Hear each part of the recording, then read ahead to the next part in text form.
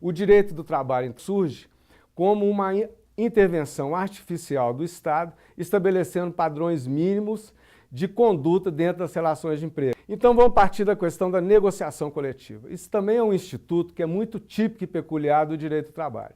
A negociação coletiva, ela complementa aquela legislação que já existe feita pelo Estado, a denominada legislação ou normas heterônomas. Logo após a Constituição de 88, surgiu um grande debate. O reconhecimento de acordos e convenções coletivas significa que tudo que vier em instrumento normativo autônomo tem que ser reconhecido? Começou a haver um limite. Aquilo que ofende a legislação na área de saúde e segurança, ele não pode ser objeto de negociação. E a jurisprudência caminhou nesse sentido. E isso dizia respeito também aos intervalos entre a jornada, a tempo à disposição do empregador antes e depois da jornada. Ao longo de vários anos, de mais de 200 anos de ciência, descobriu o quê? Que o tempo de trabalho ele é determinante para a condição de saúde do trabalhador, para evitar acidentes do trabalho. O fato é que isso continuou sendo questionado e a reforma trabalhista, então, trouxe uma grande mudança nisso, que foi ao estabelecer o artigo 611-A, dizendo de matérias que seriam passíveis de negociação coletiva, inclusive objetos de saúde e segurança, no 611-A e no 611-B, tratando daquelas que não poderiam ser passíveis de negociação coletiva. E aí também é interessante, porque uma das razões principais do limite à negociação coletiva traçados pelo Tribunal Superior do Trabalho é a questão de saúde e segurança. E o parágrafo único do artigo 611-B, que trata das matérias que não são possíveis de negociação coletiva, no seu parágrafo único ele afirma textualmente: não é matéria de saúde e segurança aquela que envolva jornada de trabalho e intervalo intra-jornada, dentre outros. Ou seja, a lei nega a ratio decidendi, as razões de decidir das decisões que limitavam a negociação coletiva. Muito bem, com todo respeito, eu acho um absurdo a afirmação legal, no entanto ela deve ser observada, até porque está prevista em lei, de que saúde e segurança não é tratado dentro da jornada de trabalho. Então, mesmo as normas que hoje asseguram a ampla possibilidade da negociação coletiva ou o impedimento da negociação coletiva, elas serão analisadas no caso concreto, dentro dos parâmetros legais e também dos parâmetros da Constituição e das convenções internacionais às quais o Brasil é signatário. A interpretação da norma é um direito constitucional do juiz.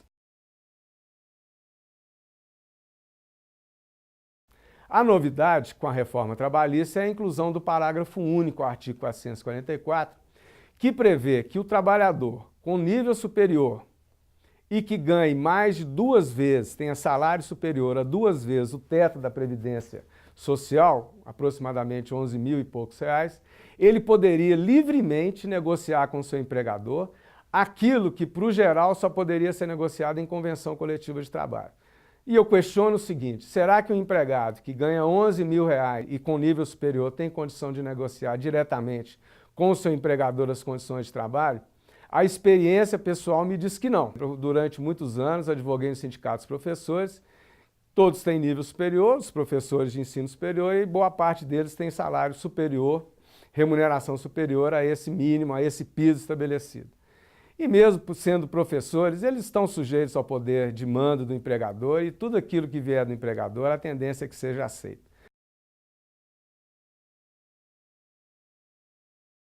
A regulamentação hoje trazida no artigo 510, se por um lado ela incentiva a criação de instrumentos dentro da fábrica que permitam uma maior agilidade na solução desses conflitos, ela, por outro lado, na redação original da reforma trabalhista, ela permitia a confusão entre a atuação e prerrogativas da Comissão de Representação dos Empregados e do Sindicato dos Trabalhadores. O artigo 8º da Constituição da República, ele traz uma norma essencial, no seu inciso 6, que é: a negociação coletiva só será válida com a participação de sindicato.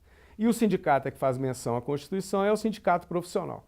Toda negociação coletiva que seja para solucionar um conflito pré-existente ou para estabelecer normas e condições de trabalho para frente, tem que haver a participação do sindicato. E na forma da redação original do artigo 510-A, B e C, ele permite uma certa interferência ou uma certa interseção entre a atuação da comissão e a atuação dos sindicatos.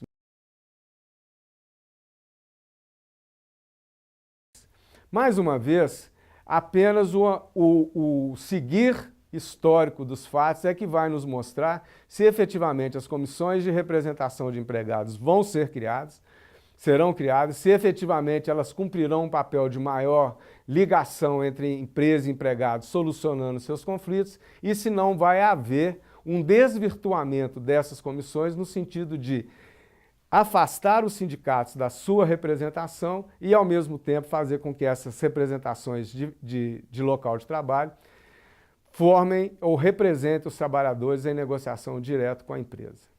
O que pode concluir de imediato é que, primeiro, a reforma trabalhista ela trouxe uma substancial alteração dentro de toda a formulação do direito do trabalho, feito tanto pela doutrina como pela jurisprudência, no que diz respeito às possibilidades da negociação e, principalmente, a atuação das entidades sindicais dentro dessa representação. Ela também traz uma significativa alteração dentro daquele conceito de hipossuficiência do empregado ao permitir a negociação direta entre empregados e empregadores, desde que esse empregado receba um salário superior à faixa hoje de 11 mil e poucos reais. E também regulamenta o artigo 11 da Constituição da República e que apenas com o maior andar histórico, a maior funcionamento dessas instituições e desses institutos é que nós efetivamente verificaremos se foi benéfico ou não ao trabalhador e às relações de emprego a denominada reforma trabalhista.